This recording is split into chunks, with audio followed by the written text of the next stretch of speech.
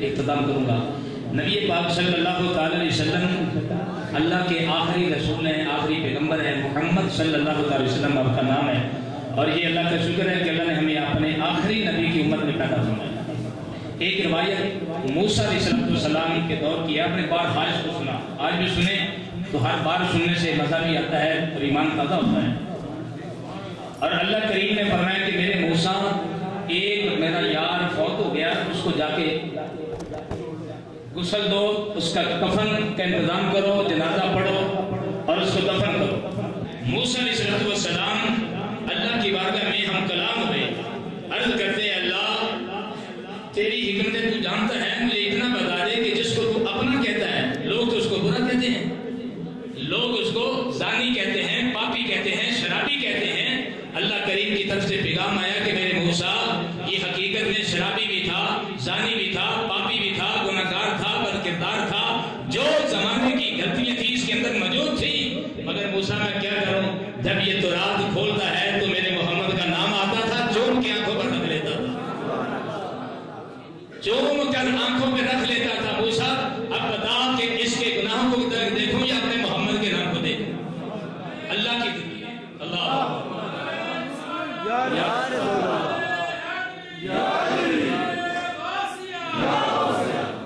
اللہ کی عزت کی قسم ہے، ہم اپنے بختوں پہ جتنا ناز کریں کم ہے۔ وہ تو موسیٰ علیہ السلام کا کلمہ پڑھنے والا تھا، ہمارے آقا کا نام آ جاتا، چوم لیتا، ادب کرتا، تعظیم کرتا، احترام کرتا، پیار سے اپنی آنکھوں پر رکھ لیتا چوم کر، تو اللہ نے اس کو بخش دیا تو جس کی زبان پر ہر وقت رہتا ہے لبیک یا رسول اللہ۔ تاجدار ختم نبوت کے ترانے ہیں، ہمارے سینوں میں آقا کی محبت ہے، ہماری زبانوں پر حضور کا تذکرہ ہے، اور کب سے لے کر اب تک بیٹھے ہیں حضور کا نام سن بھی رہے ہیں، سنا بھی رہے ہیں، اور کیوں نہ پھر اللہ ہمیں بخشے۔ ہم تو اپنے آقا کی غلامی کے سہارے بیٹھے ہیں۔ نبی کے عشق سے جو بھی ہمیں ہٹائے گا، ہمارا ایک ایک نوجوان سے یہ بتلائے گا، ارے قافلہ انجمن کا یہ بھی اصول ہے، غلامی رسول میں موت بھی قبول ہے، جو ہو نہ عشق مصطفیٰ تو زندگی فضول ہے۔ اچھا غلامی رسول میں موت آ جائے تو کیا ہم کہیں گے میں موت نہیں لوں گا؟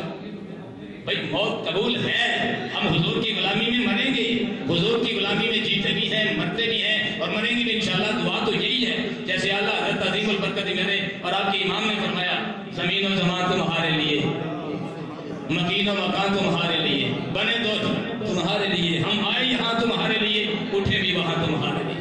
اللہ کریم نے اس نام لینے والے بندے کو بخش دیا، دیکھا نہیں یہ گناہ گار ہے، ہم تو آقا کے امتی ہیں، ہم تو پیارے محبوب علیہ السلام کا کلمہ پڑھنے والے ہیں، ہم تو ہر ویلے اپنے محبوب کا ذکر کرتے ہیں، سنتے ہیں، میلادوں میں ہماری زندگی بسر ہو رہی ہے اور انشاءاللہ آگے ہوتی بھی رہے گی۔ تو اللہ کریم نے اپنے محبوب کا غلام ہمیں بنایا ہے، تو جو اپنے محبوب کا نام چوم کر آنکھوں پہ لگائے گا تو کیا خیال ہے ہم بخشے نہیں جائیں گے؟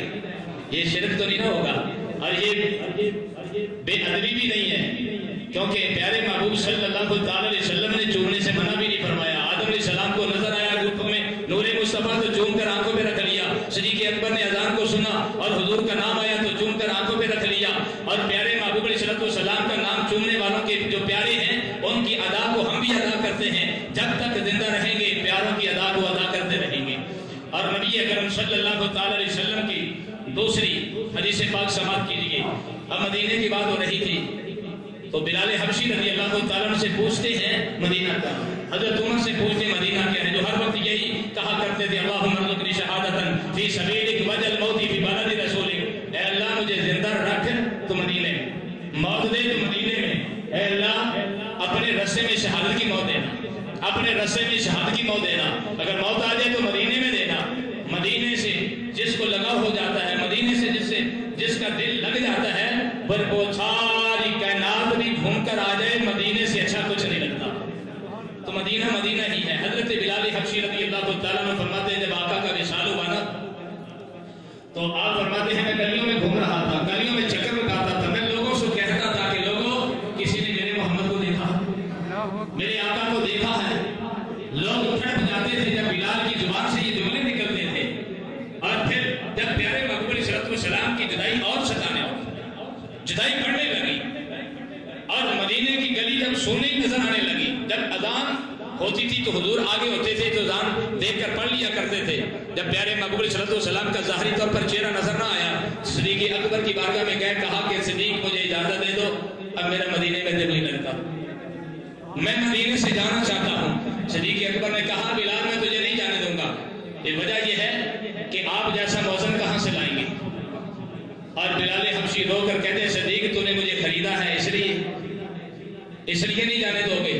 صدیق اکبر رو کر کہتے ہیں بلال میں نے جب خریدا تھا تو میں نے حضور کی بارگاہ میں وقف کر دیا تھا، یا رسول اللہ یہ میرا غلام نہیں آپ کا غلام ہے.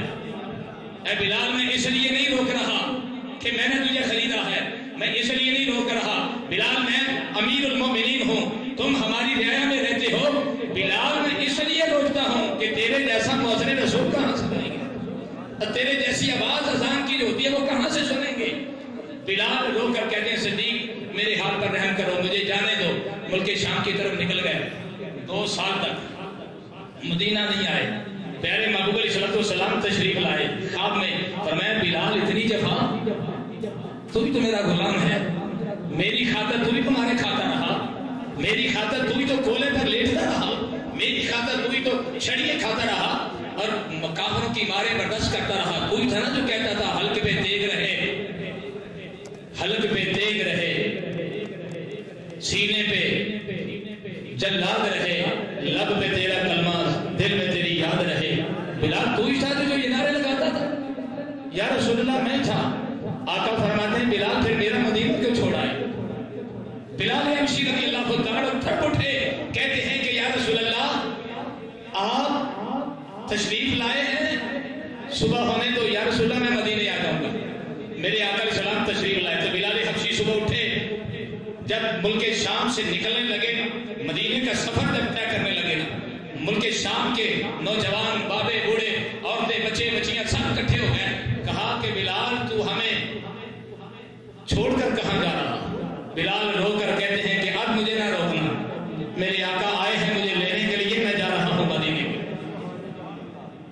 لوگ ہاڑے مار کے رونے لگے، چیخیں مار کر رونے لگے کہ بلال جیسا صحابی رسول کہاں سے، مؤذن رسول کہاں سے ملے گا.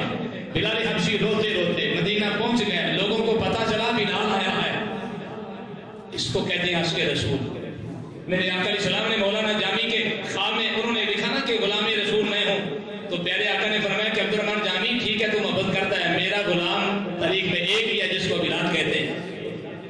بلال ایسا غلام کہاں سے ملے گا؟ آقا علیہ السلام کے مدینے میں پہنچے تو مدینے میں شور برپا ہوا کہ بلال آیا ہے. لوگ آگے ملنے کے لیے اور کہا بلال وہی اذان سنا دو نا جو آقا کے دھوتے ہوئے سنایا کرتے تھے. بلال کہتے ہیں کہ لوگوں میں وہ اذان نہیں سنا سکتا، وہ بلال بھی نہیں رہا، وہ وقت بھی نہیں رہا، وہ ماحول بھی نہیں ہے، اب اذان کیسے سناؤں گا؟ بلال وہ مؤذن رسول کی آواز سننے کے لیے تڑپ گیا، 2 سال کا عرصہ گزر گیا. تو مدینے کے سارے جمع ہو گئے، کہنے لگے بلال سنا دے. بلال کہتے ہیں میں پوری نہیں کر سکتا.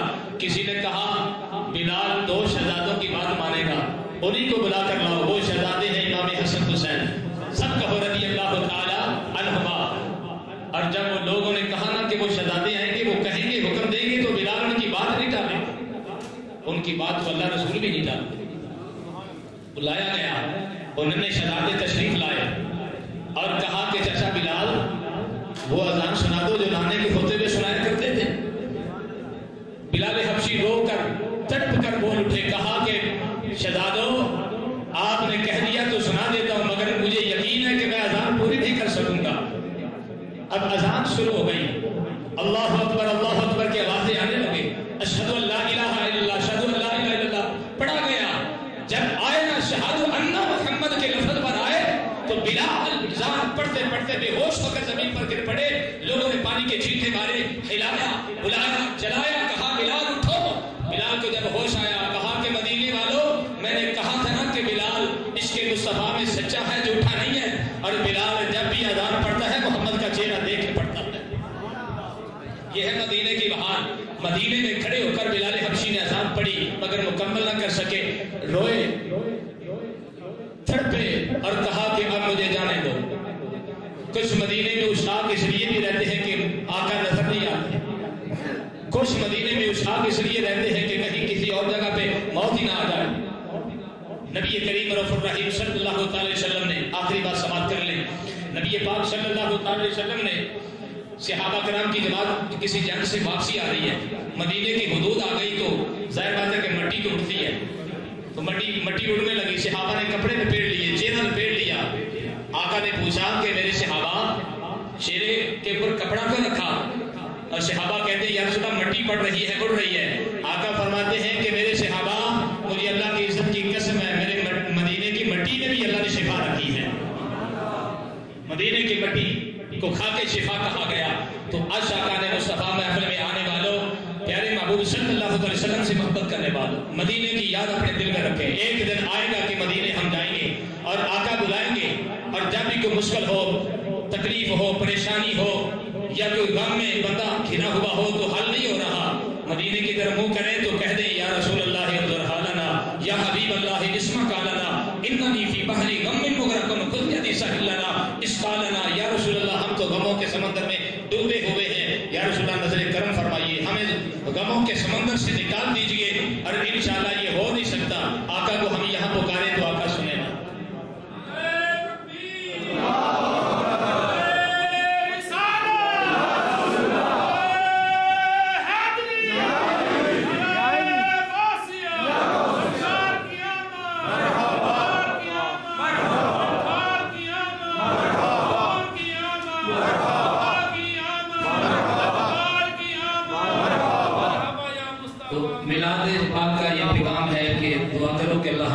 جھوٹ سے بھی محفوظ فرمائے، جھوٹ سے اللہ ہمیں نفرت عطا فرمائے، سچ بولنے کی توفیق عطا کرے، چغلی، غیبت، وعدہ خلافی ان چیزوں سے پرہیز کریں، اور پکے سچے نمازی بن جائیں، ایک دوسرے کا حق نہ کھائیں، ان کے ساتھ محبت کریں۔ آقا علیہ السلام کی امت کے ساتھ پیارے محبوب علیہ السلام اپنی امت سے بڑی محبت فرماتے ہیں، یہاں تک فرماتے ہیں کہ جس امتی کا قرضہ کوئی نہیں اتارنے والا ہوگا، میں محمد اس کا قرضہ بھی اتار دوں گا۔ تو فلسطین میں کٹتے ہوئے مسلمان، روتے ہوئے بچے بچیاں، ان کے لیے بھی دعا کریں، اللہ ان مسلمانوں کو آزادی نصیب فرمائے، اور اللہ کریم ہمیں پیارے محبوب علیہ السلام کی غلامی نصیب فرمائے۔ آمین ثم آمین وما علیہ الا البلاغ۔